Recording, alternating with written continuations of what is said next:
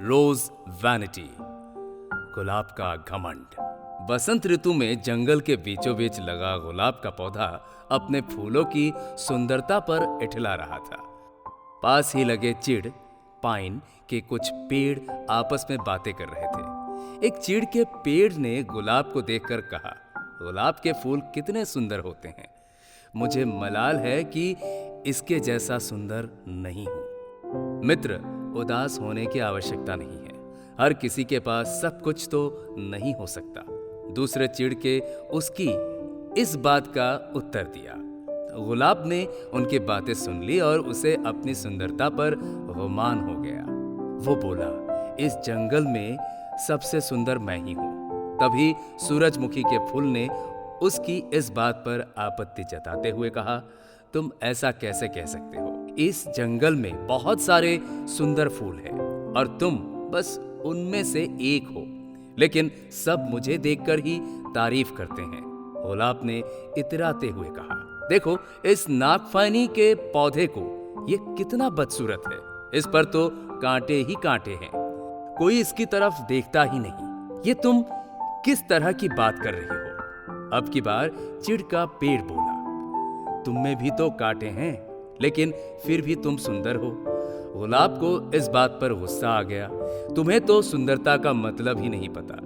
तुम इस तरह मेरे कांटों और उस नगफनी के कांटों की तुलना नहीं कर सकते। हम में बहुत फर्क है, मैं सुंदर हूं और वो नहीं। तुम में घमंड चढ़ गया है गुलाब। इतना कहकर चिड़ के पेड़ ने अपनी डालियों को दूसरी ओर झुका ली। इन सब के बीच नागफनी का पौधा चुपचाप रहा, लेकिन गुलाब ने गुस्से में अपनी जड़ें नागफनी के पौधे से दूर हटाने की कोशिश की, लेकिन ऐसा संभव नहीं था।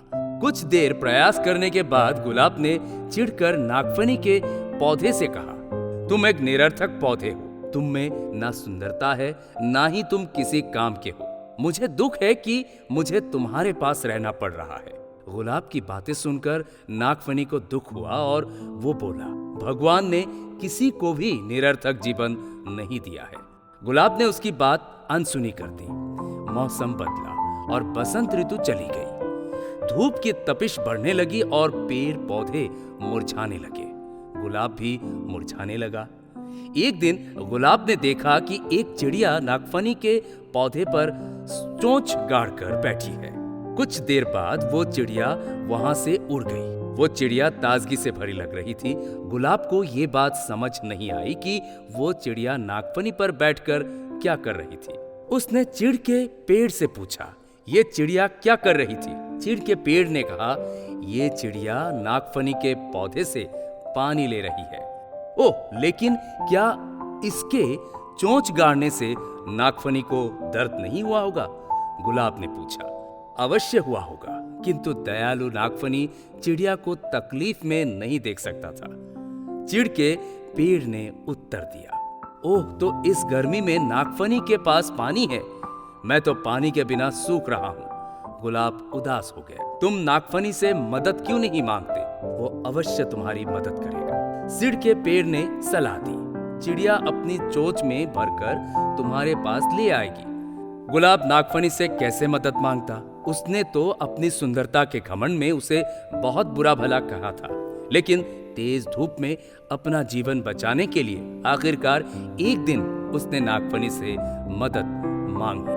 नागफनी दयालु था, वो मदद के लिए फौरन राजी हो गया। चिड़िया भी मदद को आ गई। उसने नागफनी से पानी चूचा और अपनी चोंच में भरकर गुलाब के पौधे की जड़ों में डाल दिया।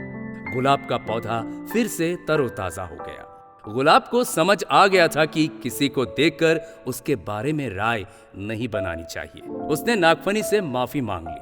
सो गाइस, किसी की शक्ल देखकर कोई राय नहीं बनानी चाहिए। इंसान की बाहरी सुंदरता नहीं, बल्कि आंतरिक सुंदरता मायने रखती है। हर किसी को भगवान ने अलग अलग गुणों से नवाजा है, इसीलिए अपने गुणों पर अभिमान मत करो। एक दूसरे की सहायता से ही जीवन आगे बढ़ता है।